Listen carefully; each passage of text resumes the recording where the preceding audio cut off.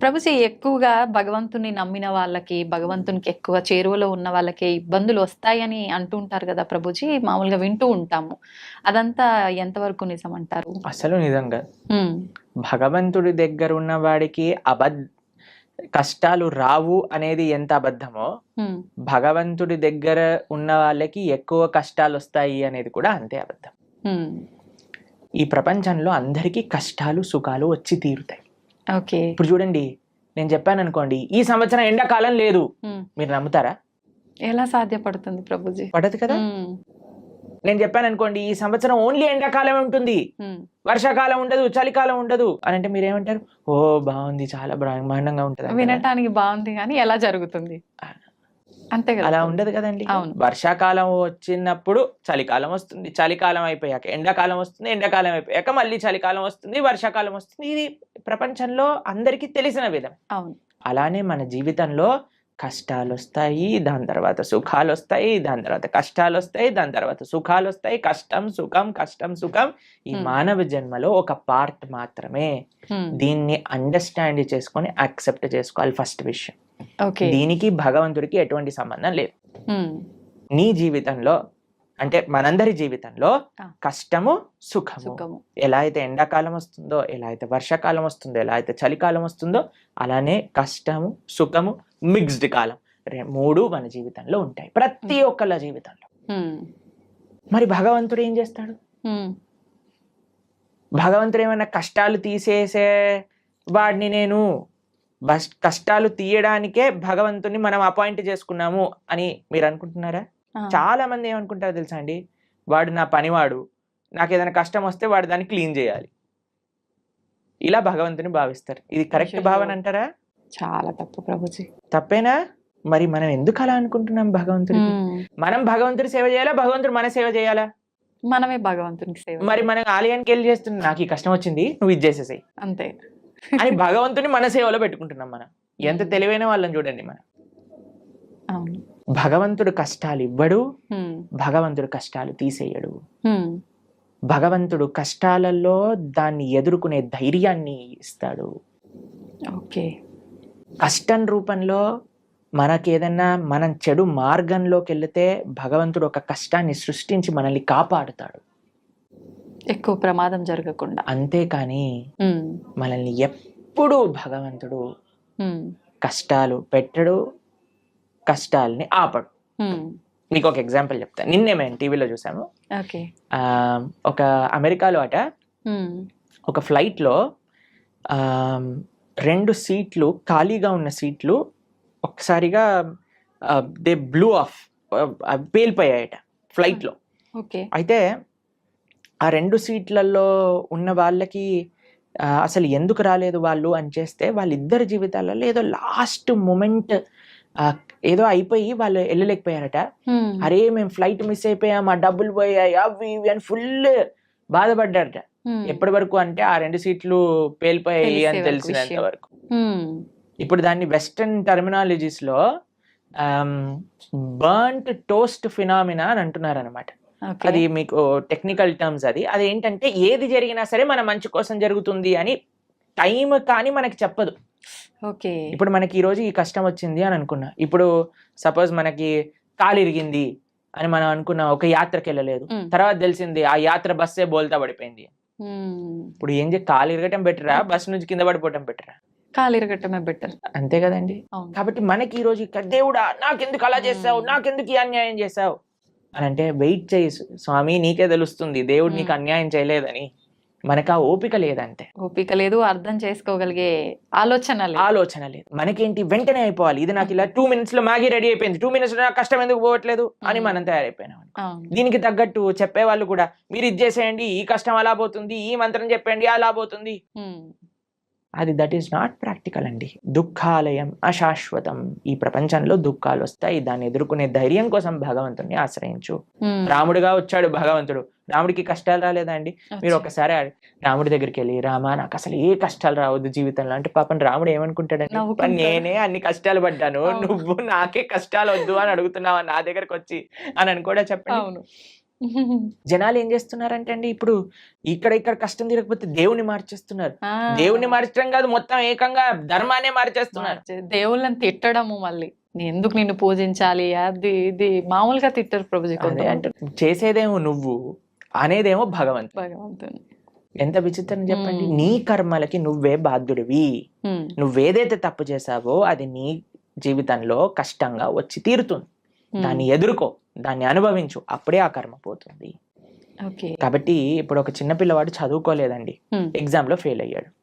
ఇప్పుడు ఓయ్ నాకు టీచర్ తక్కువ మార్కులు ఇచ్చింది అందుకే నేను ఫెయిల్ అయ్యా అని అంటే మనం ఏం చేస్తామండి, ఒరే నువ్వు ఇప్పుడు ఏం చేయలేవురా, మళ్ళీ చదువుకొని ఇంప్రూవ్మెంట్ రాయాల్సిందే, అంతే. ఆ ఏరియర్ క్లియర్ చేయాల్సిందే, అది నీ బాధ్యత, చదువుకోవాల్సిందే. ఉమ్, కాబట్టి వాడే కష్టపడాలి, వాడే చదవాలి, వాడే ఎగ్జామ్ రాయాలి, వాడే పాస్ అవ్వాలి. అంతే. అలానే మనకి ఎవ్వరు మోటివేషన్ ఇవ్వగలుగుతామంటే ఈసారి బాగా చదువుకో, ఇంకొద్దిగా వాటికి ఒక ట్యూషన్ పెట్టించగలం తల్లిదండ్రులుగా, నీ పక్కనే ఉండి ధైర్యం చెప్పగలం, అంతే కదా. అంతే. అదే మన భగవంతుడు ప్రయత్నం చేసే ఒకటే పని. ఉమ్, నువ్వు నీ కష్టాన్ని నువ్వు దాటుతూ ఉండు, నేను నీ వెంట ఉంటా.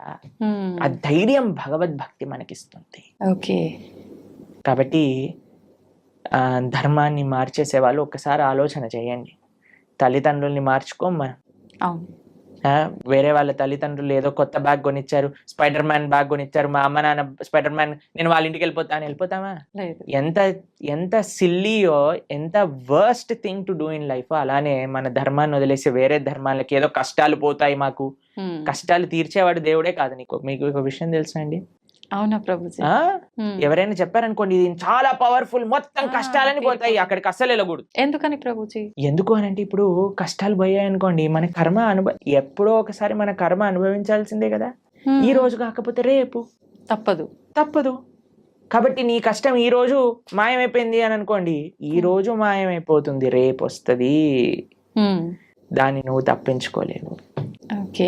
అంటే మనం చేసుకునే కొన్ని పుణ్య కార్యాల వల్ల మన పాపాలు తొలగిపోయే అవకాశం ఉంటుంది అని అంటారు కదా ప్రభుజీ. ఇంకొక దాంట్లో విషయం భాగంగా చెప్తాను. పుణ్యము, మంచి పనులు పుణ్యాన్ని ఇస్తాయి, చెడు పనులు పాపాన్ని ఇస్తాయి.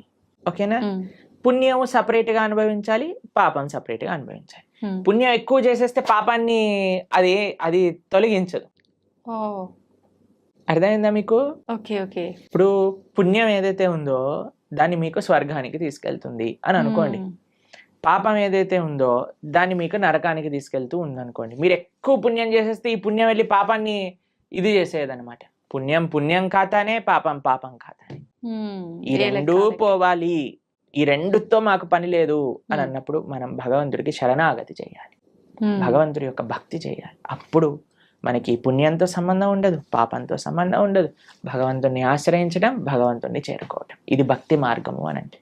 ఓకే. కాబట్టి ఫస్ట్ పాపాచరణ ఉమ్, మానుకోవటం మనుష్యత్వం, మనుష్యత్వంలో పుణ్యాచరణ, మంచి మనిషిగా మారటం, మంచి మనిషిగా మారిన తర్వాత ధర్మాన్ని తెలుసుకొని భక్తిని ఆశ్రయించి భక్తుడుగా మారటం. ఇట్లా 3 స్టేజెస్ ఉన్నాయి.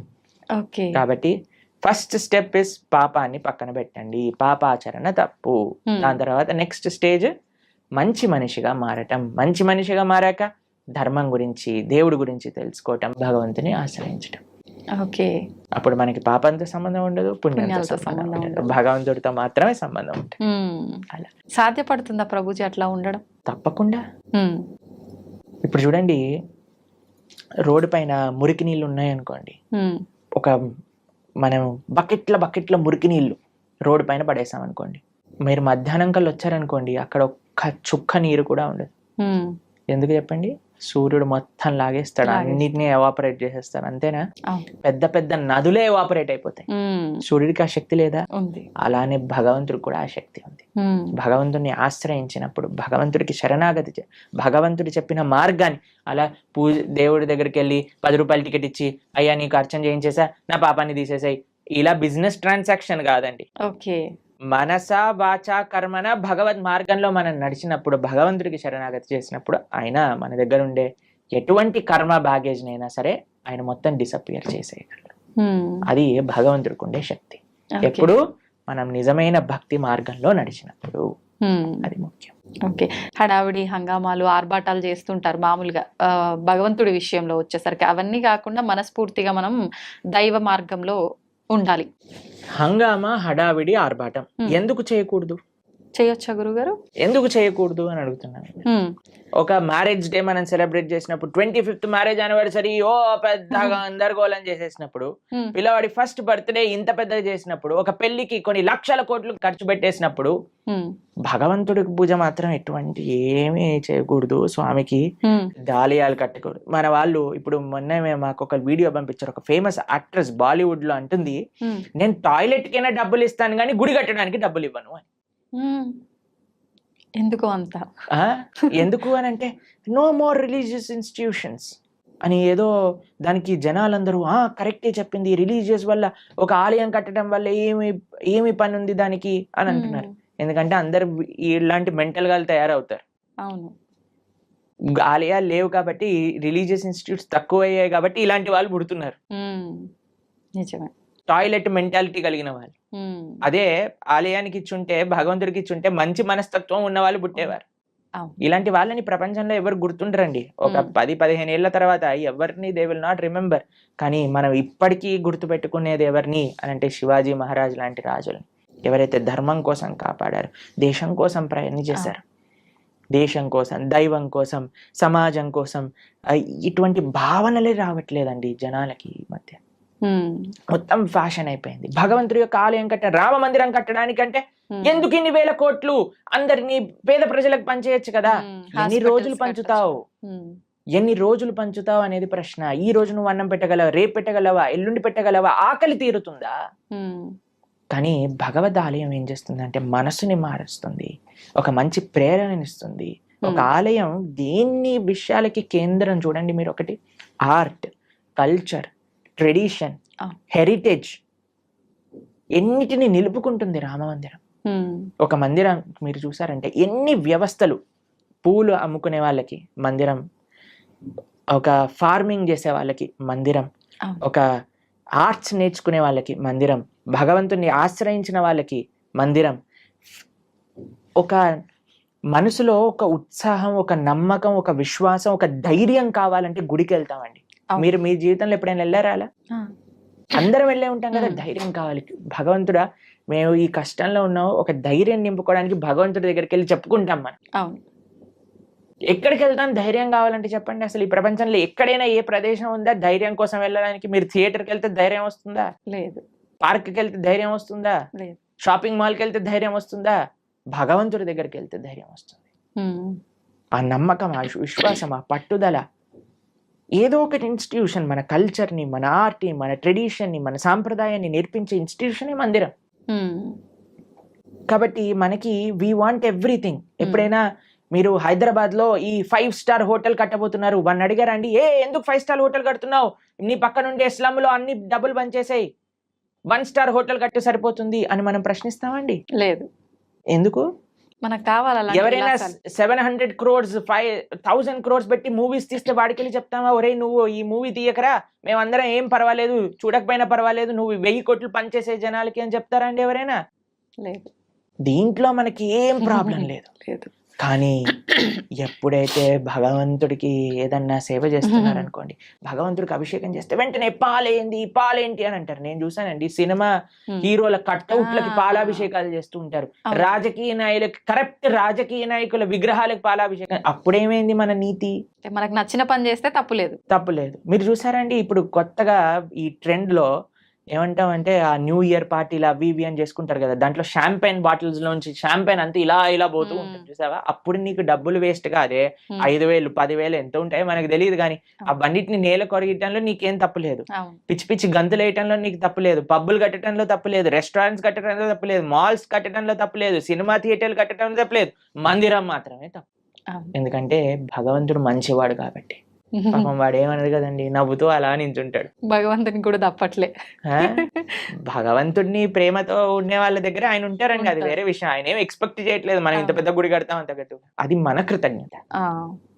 కాబట్టి జనాలు అందులో ఆర్భాటాలు వద్దు అని కేవలం భక్తిలో అనుకుంటే తప్పు. లేదండి, మా జీవనమే సరళం. మేమే ఒక మ్యారేజ్ డే వచ్చింది అనుకోండి, ఆలయానికి వెళ్ళి దండం పెట్టుకుంటాం. అలానే భగవంతుడి యొక్క ఉత్సవం వచ్చిన ఆలయానికి వెళ్దాం. లేదండి, మేము మ్యారేజ్ డే మాత్రం ఒక 2-3 లక్షలతో చేస్తాము, కానీ కృష్ణాష్టమికి మాత్రం 100 రూపాయలు ఖర్చు పెడతాం. అది తప్పు. ఇక్కడ చూపించే కావాలి, ఇక్కడ చూపించే వ్యక్తిత్వం గురించి మాట్లాడుకోవట్లేదండి. కేవలం నేను చూపించడానికే పూజ చేస్తా అనటం తప్పు. కానీ భగవంతుడికి ప్రేమతో నేను ఇంత గొప్పగా చేసుకోగలుగుతాను అని అనుకోవటంలో తప్పేమీ లేదు. చేసుకోవచ్చు, కానీ మన హృదయంలో ఆ భక్తి, ఆ ప్రేమ అనేది ఉండాలి. ఓకే, ఏమంటారు మీరు? నిజమే ప్రభుజీ, ఉండాల్సిందే. చాలా తక్కువ మందిలో ప్రభుజీ రాను రాను ఇంకా అంటే ఎక్కువ ఆధ్యాత్మిక మార్గంలో భగవంతునికి దగ్గరగా ఉండాలంటే ఎక్కువ అంటే ఏమంటారు సెంటిమెంట్లు, కండిషన్లు ఎక్కువ ఉండాల్సిందేనేమో అని చెప్పి లిమిట్ లో అని అందరు జనాల్ని ఒక మబ్బలో పెట్టేశారు జనాలు. కానీ మీరు మనందరం కలిసి ఇంకా ఇంకా ప్రజలలో ఆ చైతన్యాన్ని తీసుకొని రావాలి. అవును ప్రభుజీ. భక్తి అంటే కేవలం sentiments, rules, regulations, conditions, impositions కాదు. భక్తి అంటే ఎంతో సరళమైన, సున్నితమైన, ఆనందకరమైన, ఉత్సాహకరమైన, మనశ్శాంతిని ఇచ్చే ఒక ప్రాసెస్ అని మనందరం కలిసి జనాలకి చెప్పినప్పుడు అప్పుడు మాత్రమే వాళ్ళు నిజమైన భక్తి అంటే ఏంటో అర్థం చేసుకోగలిగే స్థితిలోకి వస్తారు.